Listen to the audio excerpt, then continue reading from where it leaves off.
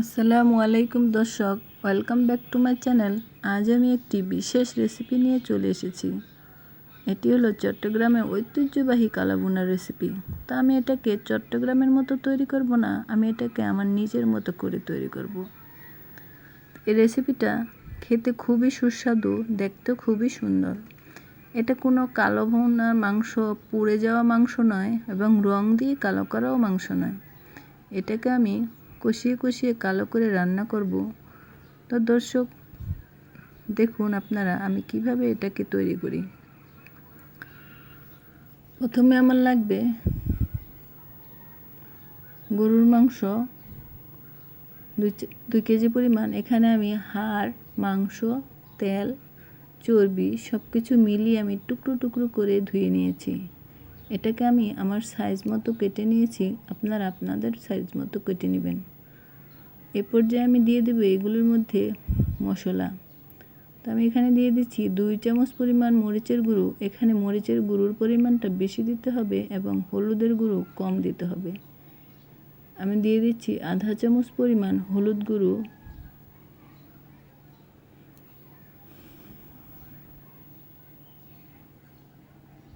দিয়ে দিচ্ছি 1 চামচ পরিমাণ জিরে গুঁড়ো, 1 চামচ পরিমাণ ধনে গুঁড়ো।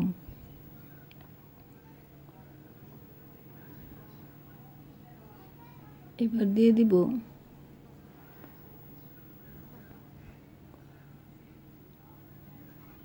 আদা বাটা 2-3 চামচ পরিমাণ। এখানে আদা ও রসুন একসাথে পেস্ট করা আছে, আমি এখানে 3 চামচ দিয়ে দিচ্ছি।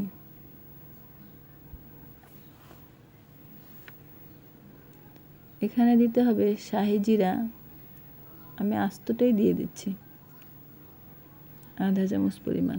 দিয়ে দিব এটা হলো রাঁধুনি মশলা, এটা আমি দিয়ে দিচ্ছি আধা চামচ পরিমাণ। কালো ভুনার মধ্যে এই মশলাটা সবচেয়ে বেশি ইম্পর্টেন্ট।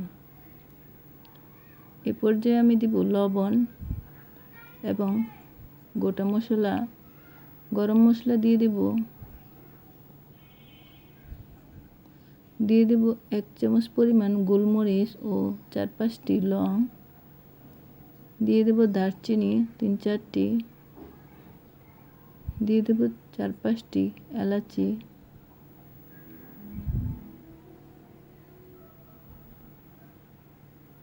দিয়ে দেবো এখানে জয়ত্রী অর্ধেকটা, আর দিয়ে দিচ্ছি 2টি তেজপাতা,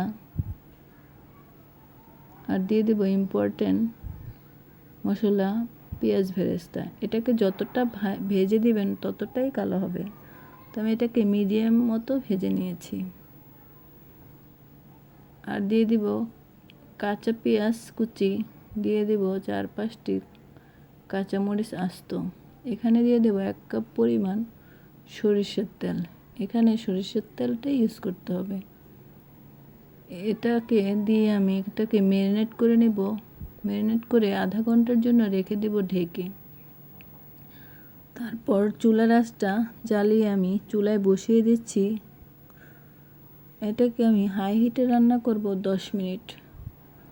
তারপর এটাকে মিডিয়াম হিটে রান্না করব প্রায় ঘন্টাখানেক। এটাকে আমি কিছুক্ষণ পর পর নেড়ে চেড়ে কষিয়ে নেব। ঢেকে দিচ্ছি, একটু পরপর ঢাকনা তুলে তুলে নাড়াচাড়া করতে হবে।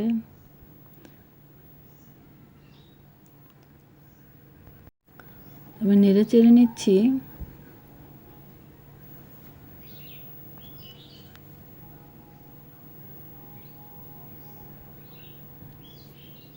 ঢাকনা তুলে তুলে নাড়াচাড়া করতে হবে। যতটা নাড়াচাড়া করবেন ততটাই ভালো হবে, যাতে মাংসর নিচে পোড়া না লেগে যায়।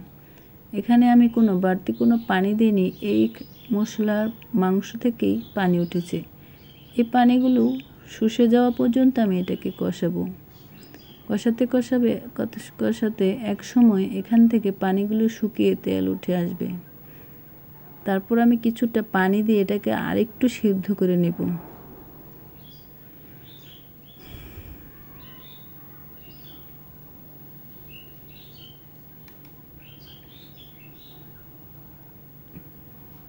দেখুন আমার মাংসটা কষানো হয়ে গেছে। এরপর যে আমি আরেকটু পানি দিয়ে সিদ্ধ করে নিব, তারপর এটাকে বাগার দিয়ে নিব। এটাকে সরষের তেল দিয়ে বাগার দিতে হবে। তো প্রথমে আমি 1 কাপ পরিমাণ সরষের তেল, আধা কাপ পরিমাণ রসুন ও পেঁয়াজ কুচি দিয়ে এটাকে আমি ভেজে বেরেস্তা করে নিব। এই পর্যায়ে এটাকে মিডিয়াম হিটে রেখে ভেজে নিতে হবে, যাতে পেঁয়াজটা পুড়ে না যায়।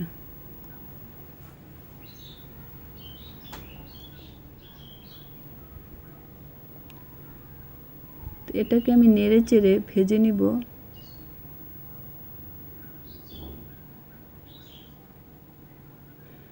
আমার পেঁয়াজটা প্রায় ভাজা হয়ে গিয়েছে। পুরোটা ভাজা হয়ে গেলে আমি মাংসটা এর মধ্যে ঢেলে দেব। মাংসের মধ্যে কিছুটা ঝোল আছে, তা আমি ঝোল সহ এর মধ্যে ঢেলে দেব।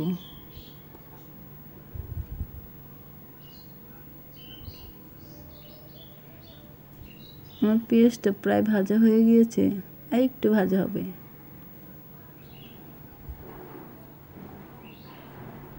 দেখুন আমার পেঁয়াজটা খুবই সুন্দর ভাজা হয়ে গিয়েছে। এখানে আমি মাংস ঝোল সহ ঢেলে দিব এবং এটাকে ঝোল শুকানো পর্যন্ত রান্না করব। আমার রেসিপিটি যদি আপনারা ফলো করে এই রেসিপিটি তৈরি করেন বাসায়, তাহলে নিরাশ হবেন না, খুবই সুস্বাদু পাবেন। এ পর্যায়ে আমি দিয়ে দিচ্ছি রাঁধুনি মশলা আধা চামচ, আর দিয়ে দিচ্ছি আধা চামচ গরম মশলার গুঁড়ো। এগুলোকে আমি ভালো করে মিশিয়ে নিব এবং লবণটা চেখে দেখব লবণটা ঠিক আছে নাকি। এ পর্যায়ে আমি দিয়ে দিব আধা কাপ পরিমাণ পেঁয়াজ কিউব করে কাটা। তো এই পেঁয়াজটা দিলে রেসিপিটি এবং আমার মাংসটি দেখতেও সুন্দর লাগবে এবং ফ্লেভারটাও সুন্দর আসবে।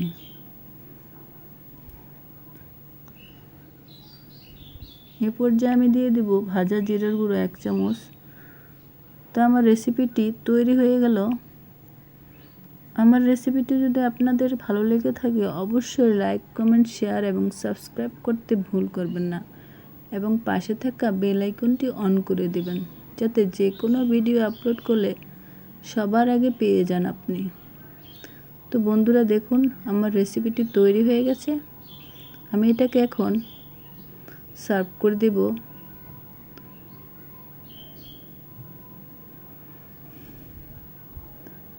দেখুন আমার রেসিপিটি তৈরি হয়ে গেল। এই রেসিপিটি, এই মাংসটি খেতে, পোলাও দিয়ে খেতে খুবই ভালো লাগবে, পরোটা দিয়েও খেতেও খুবই ভালো লাগবে এবং ভুনা খিচুড়ি দিয়ে খেতেও খুবই ভালো লাগবে। তো এই রেসিপিটি আপনারা বাসায় তৈরি করে খাবেন এবং এর স্বাদ আপনারা পেয়ে যাবেন। এবং আপনারা সবাই, এ পর্যায়ে আমি বিদায় নিচ্ছি। সবাই সুস্থ থাকবেন, ভালো থাকবেন। আল্লাহ হাফেজ।